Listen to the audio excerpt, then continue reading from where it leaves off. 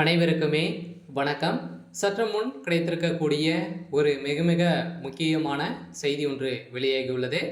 சற்று முன் செந்தில் பாலாஜி சிறையில் அடைப்பு, நீதிமன்றம் இறுதி தீர்ப்பு, இது மாதிரி வந்து பார்த்தீங்கன்னா செய்திகள் வந்து வெளியாயிருக்கு. ஏற்கனவே செந்தில் பாலாஜி அவர்களும் பார்த்தீங்கன்னா சட்டத்துக்கு விரோதமான பண பரிமாற்ற வழக்கில் வந்து சிக்கியிருந்தார் இல்லையா. இதில் வந்து பார்த்தீங்கன்னா அவர் வந்து ஒரு 1.5 வருட காலமாகவே புழல் சிறையில் வந்து கைது செய்யப்பட்டு இருந்திருந்த நிலையில் வந்து பார்த்தீங்கன்னா அவருக்கு உச்சநீதிமன்றம் நிபந்தனை அடிப்படையில் ஜாமீன் வழங்கியது. இந்த ஜாமீனை எதிர்த்து தான் பார்த்தீங்கன்னா இப்போ செந்தில் பாலாஜியுடைய ஜாமீனை ரத்து செய்யுமாறு அமலாக்கத்துறை புதிய மனு வந்து தாக்கல் செய்யப்பட்டு இருக்கக்கூடிய நிலையில் தான் பார்த்தீங்கன்னா அவருடைய ஜாமீனை வந்து மீறி விட்டதால் அமைச்சர் செந்தில் பாலாஜிக்கு வந்து பார்த்தீங்கன்னா ஜாமீனை ரத்து செய்ய வேண்டும் என வந்து பார்த்தீங்கன்னா உச்சநீதிமன்றத்தில் அமலாக்கத்துறையால் பதிவு செய்யப்பட்டிருக்காங்க. சொல்லலாம் செந்தில் பாலாஜியுடைய வழக்கில் சோதனையாக கூடியவர்கள் இன்னும் 2 நாட்களில் அவர் வந்து கைது செய்யப்பட போகிறாரு அப்படின்ற மாதிரி தான் தகவல் வெளியாக இருக்குது. இதை பற்றி இந்த வீடியோவில் பார்க்கலாம். அதுக்கு முன்னாடி நம்ம சேனலுக்கு வந்து இப்போ தான் நீங்கள் முதல் முறையாக வந்திருக்கீங்க அப்படின்னா மறக்காமல் நம்மளுடைய சேனலை சப்ஸ்கிரைப் பண்ணி சப்போர்ட் பண்ணுங்கள்.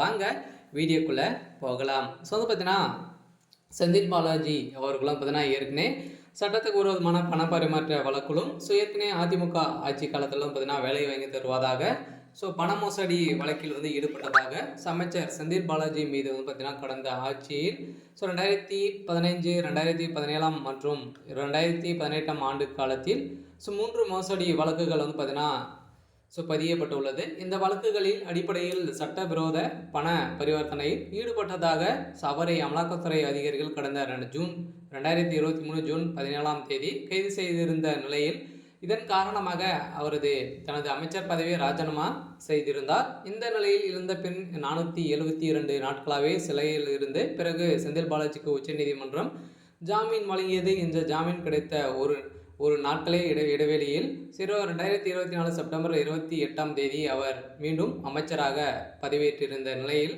இந்த பதவியேற்று இருந்த நிலையில் தான் நீதிமன்றம் சரமாரியாக கேள்வி எழுப்பியிருந்தது. இந்த நிலையில் செந்தில் பாலாஜியின் ஜாமீனை ரத்து செய்ய கோரி விஜயகுமார் என்பவர் தொடர்ந்திருந்த வழக்கை கடந்த வாரம் விசாரித்த உச்சநீதிமன்றம் நீதிபதி அப்பாய் எஸ் ஓகா தலைமையிலான அமர்வு அமைச்சர் பதவியில் இல்லை என கூறி ஜாமீன் பெற்ற செந்தில் பாலாஜி ஜாமீன் கிடைத்த மறுநாளே அமைச்சராக பதவியேற்றிருந்த நிலையில் அவருக்கு எதிராக சட்டவிரோதமான பண பரிவர்த்தனை மற்றும் பண மோசடி வழக்குகளில் அரசு பணியாளர்கள் சாட்சிகளாக உள்ள நிலையில் அவர் அமைச்சராக பதவியில் நீடிக்க விரும்புகிறாரா இல்லையா என்பது குறித்து அவருடைய கருத்தை கேட்டு தெரிவிக்க வேண்டும் என தமிழக அரசுக்கு வந்து பார்த்தீங்கன்னா வலியுறுத்தியிருந்த நிலையில் இப்போ வந்து பார்த்தீங்கன்னா மார்ச் 4 இவருடைய வழக்கில் வந்து இறுதி தீர்ப்பாக வழங்க போகிறாங்க.